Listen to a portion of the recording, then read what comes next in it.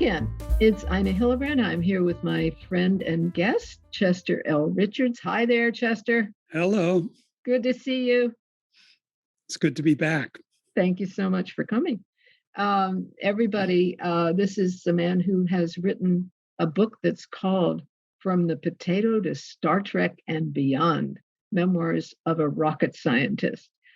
We have some stories about being a rocket scientist that we want to handle in these interviews, and today we're going to talk about one that's called system architecture.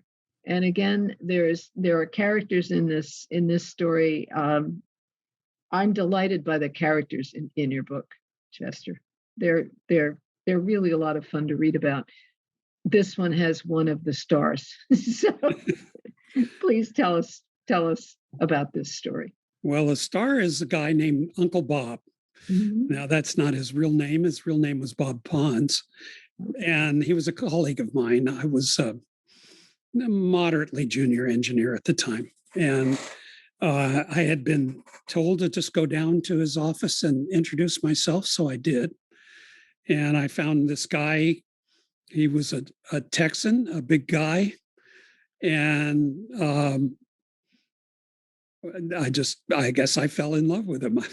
Anyway, so I started calling him Uncle Bob because that seemed appropriate for a storytelling Texan, and he was a really good storyteller. And he liked it. He liked the title. So that's what I called him after that, was Uncle Bob. And so I would go down every few days and I would sit in his office for a couple of hours and watch what he was doing. And basically got a postdoctoral level of education in system engineering and system architecture from this guy, because he was a grandmaster system architect. What is a system architect? Well, it's a guy who puts all the pieces together and makes it work. So the guy who designs a village and worries about the sewage and worries about, getting the food to everybody and all the rest of that stuff, that's a system architect. And that's been around for tens of thousands of years, at least as long as there's been any kind of a village or any kind of architecture. And the guys who build the rockets to put satellites into orbit, those are system architects as well.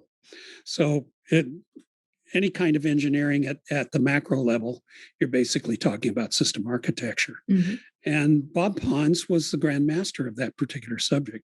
Give you a little background on this guy. He was a student at Caltech. He got his bachelor's degree when he was 17 years old. Mm-hmm. And then he went on to, he joined General Motors out of Caltech.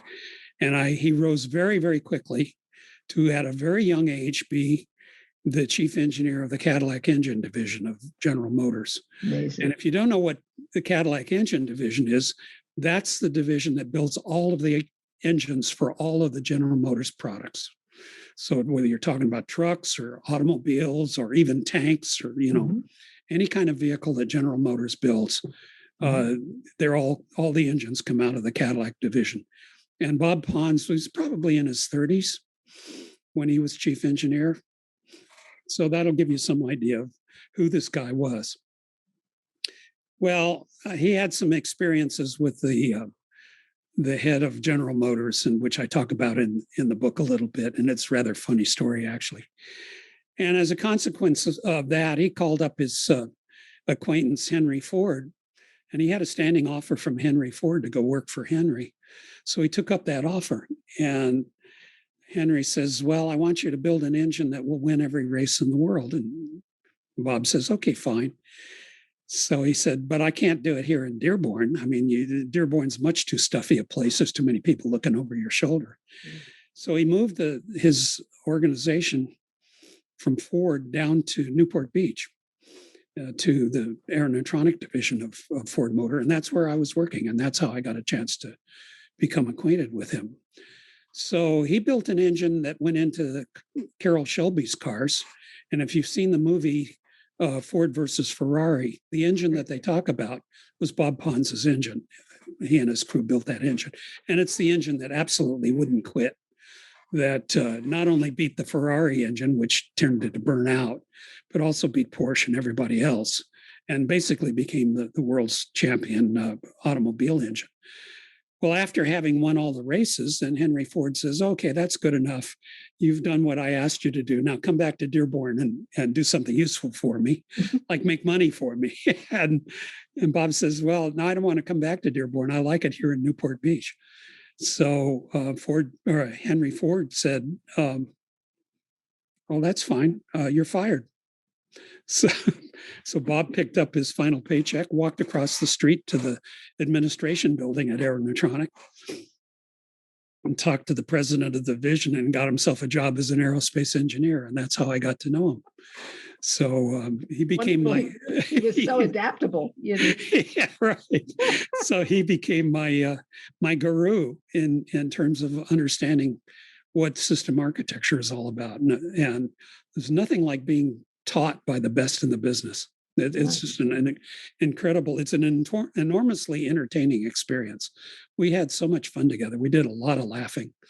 And there's more to the story, obviously. I go into the project that he was working on, which was magnetically levitated trains, high-speed trains. Mm-hmm. And so I talk a little bit about that in the story and what became of that. Mm-hmm. Fascinating. Well, two really great characters that you're talking about here. This has been fun. I really love these stories. Thank you so much for spending time again. I really appreciate it. Good to see you. Good to spend time hearing you spinning tales. I really like it. Everybody, thank you so much for tuning in. I'm Ina Hillebrandt. This is my guest, Chester L. Richards. See you soon. Bye, everybody. Bye-bye.